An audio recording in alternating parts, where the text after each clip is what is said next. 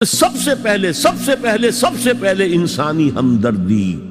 حضور نے فرمایا من یحب الرفق فقد حرم الخیر کلہ، جو شخص دل کی نرمی سے محروم ہو گیا وہ کل کے کل خیر سے محروم ہو گیا۔ کسی کو دکھ میں دیکھو اور اس پوزیشن میں ہو کہ تم اس کا کوئی مداوع کر سکو اور نہ کرو، پھر تم چاہے مفسر ہو، محدث ہو، نیک نہیں ہو۔ تم عابد ہو سکتے ہو، زاہد ہو سکتے ہو، تم مفسر ہو سکتے ہو، محدث، نیک نہیں ہو سکتے۔ من یحب الرفق، رفق کہتے ہیں نرمی، رفیق ہمارا ساتھی، دم ساز۔ ظاہر بات ہے آپ کو دکھ ہوگا، آپ کے رفیق جو ہے اس کے اپنے دل میں محسوس کرے گا آپ کے درد کو۔ ہم درد کسے کہتے ہیں؟ ہم درد، ان کا درد مشترک ہے۔ ہم عصر، ایک زمانے کے لوگ، ہم جماعت، ایک جماعت میں پڑھنے والے، ہم درد۔ خنجر چلے کسی پہ تڑپتے ہیں ہم امیر، سارے جہاں کا درد ہماری جگر میں ہے۔ اگر یہ رفق نہیں ہے، اگر یہ ہمدردی نہیں ہے، اگر کسی کو دکھ میں دیکھ کر آپ تڑپ نہیں اٹھتے، اگر اس کی مدد کرنے پر قادر ہو اور نہیں کرتے تو کل خیر سے محروم۔ پڑھے جاؤ نمازیں اور تہجدیں، کچھ حاصل نہیں ہو۔ اس پر جو آخری آیت قرآن کی ہے، لن تنالوا البر حتى تنفقوا مما تحبون، اس سے زیادہ کیٹیگوریکل سٹیٹمنٹ اور کیا چاہیے؟ لن کے ساتھ جو نفی ہوتی ہے فعل مضارع میں، انتہائی مؤکد، ہرگز نہیں پہنچ سکتے نیکی کے مقام کو جب تک کہ خرچ نہ کرو ان میں سے جو چیزیں تمہیں پسند ہے۔ قمیض پھٹ گئی ہے، بوسیدہ دے دو کسی کو، یہ نہیں ہے خیرات و صدقات، بلکہ جو تمہیں محبوب ہو۔ لن تنالوا البر، بر کے مقام تک نہیں پہنچ سکتے۔ پھر میں کہہ رہا ہوں، عابد ہو سکتے ہو، زاہد ہو سکتے ہو، علم کا معاملہ ہے، محدث ہو سکتے ہو، مفسر ہو سکتے ہو، فقیہ ہو سکتے ہو، مفتی ہو سکتے ہو، سب کچھ ہو سکتے ہو، قرآن مجید کی روح سے نیک نہیں کہلا سکتے۔ وَآتَ الْمَالَ عَلَى حُبِّهِ، اب اس میں جو ترتیب میں نے کہا تھا، الْأَقْرَبُ فَالْأَقْرَبُ، الْأَقْرَبُ فَالْأَقْرَبُ، سب سے پہلے ذوی القربیٰ، اور اس میں اکثر و بیشتر ہم سے کوتاہی ہوتی۔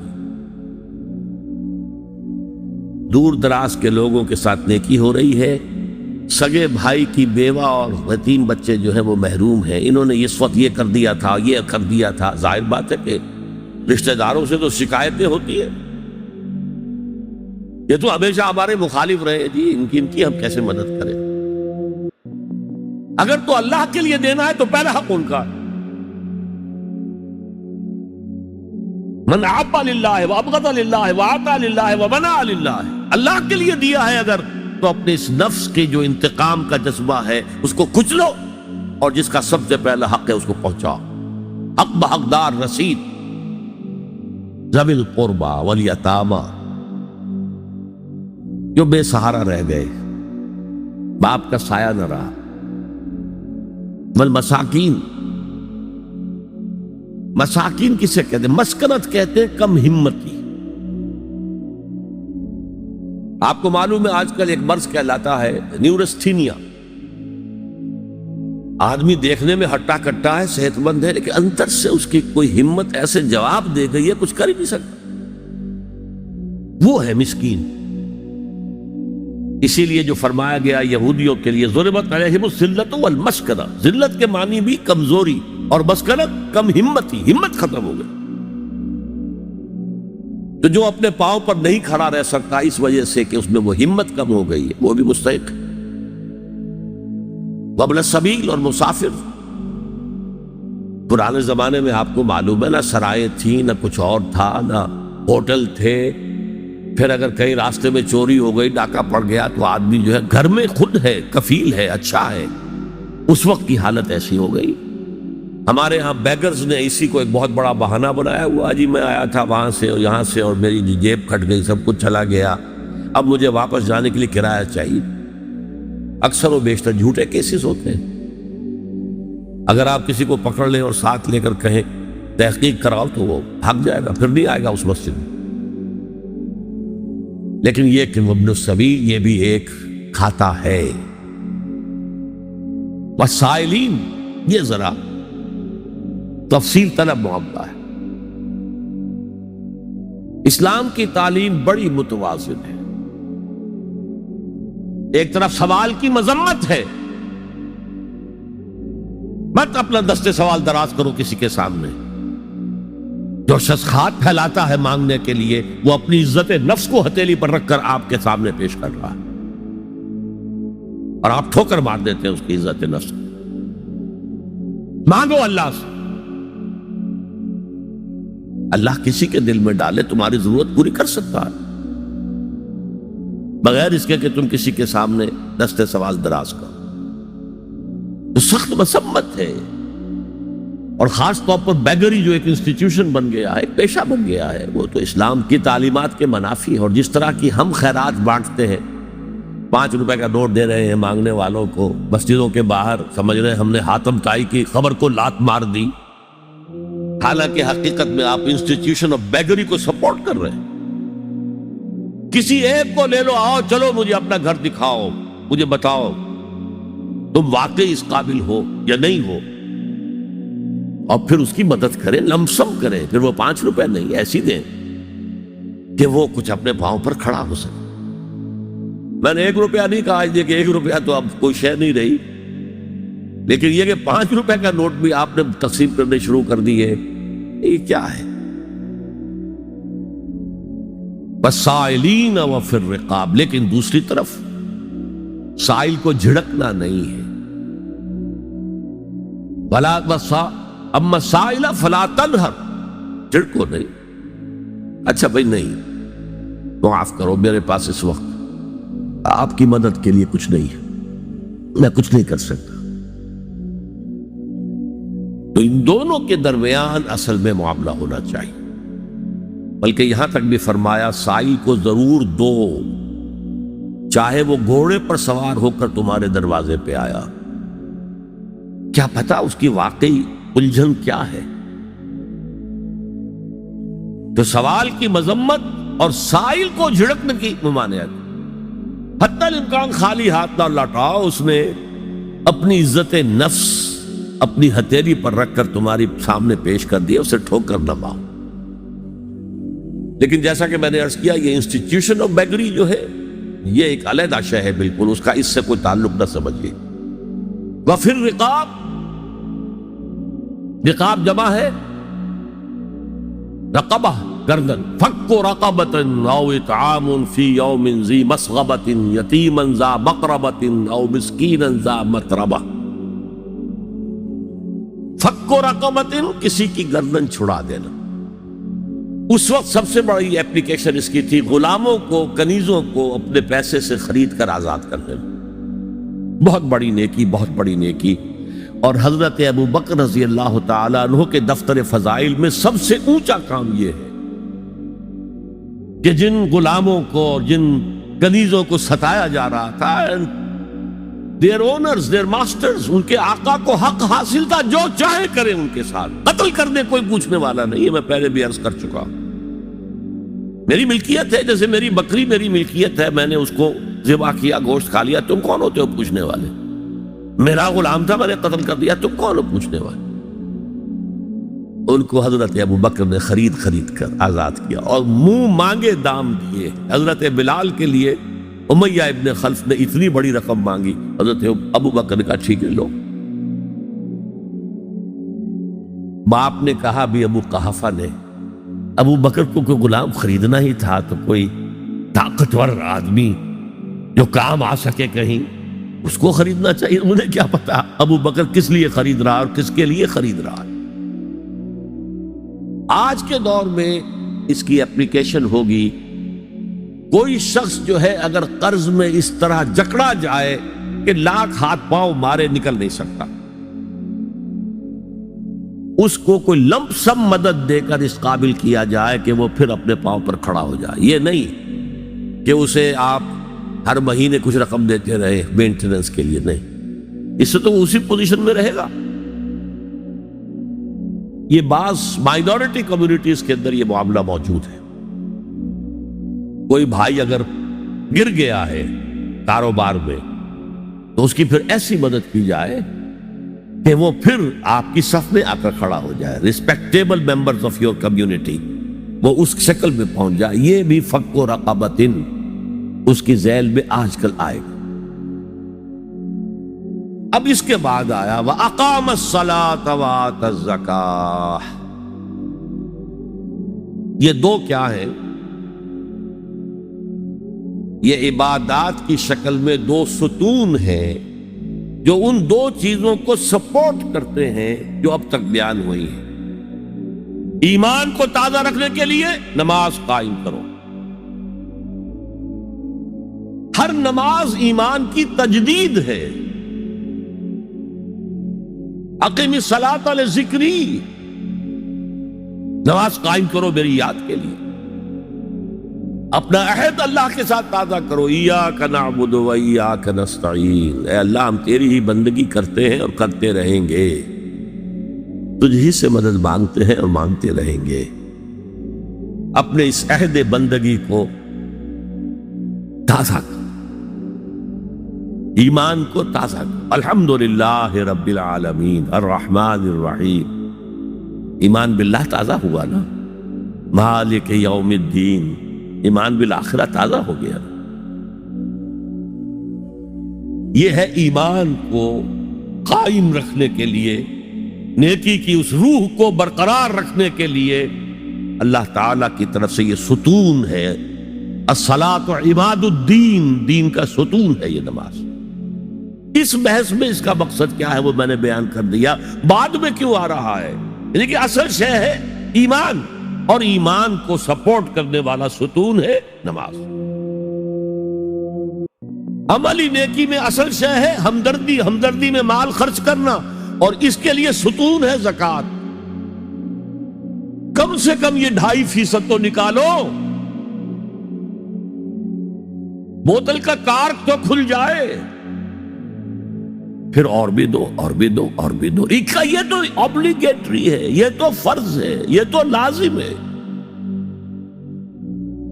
لیکن مقصد کیا ہے؟ اس کو جو سمجھ لیا بس یہی زکوٰۃ ہی ہمارے ذمے میں ہے، وہ بڑے مغالطے میں.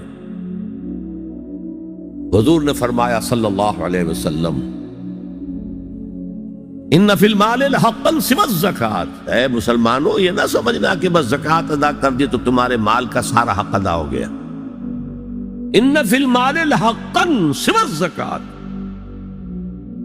تمہارے اموال میں حق ہے اللہ کا زکوٰۃ کے علاوہ بھی.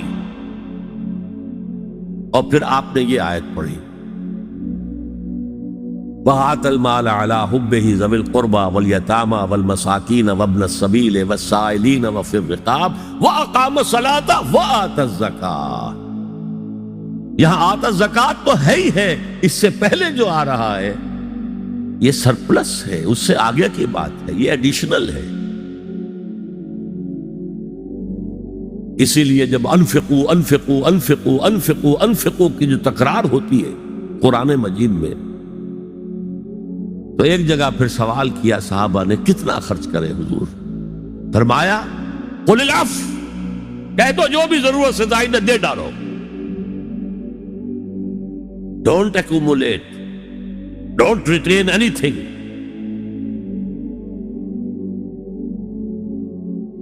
ایک بات آپ سے کہوں، آپ کچھ چونک جائیں گے. حضور نے کبھی زکوٰۃ دی؟